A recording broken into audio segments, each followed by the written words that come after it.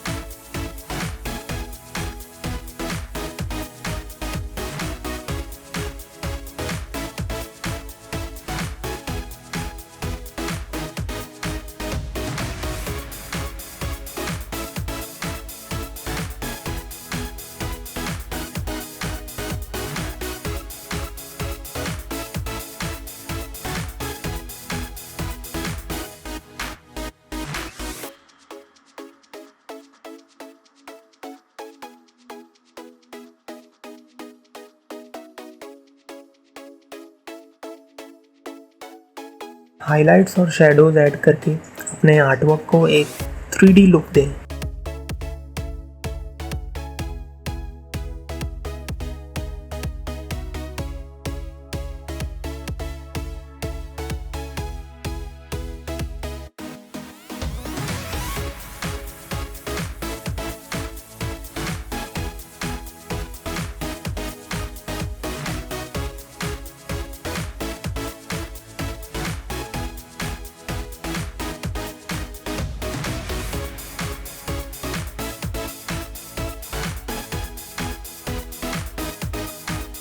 Thank you इस video को and तक देखने के लिए।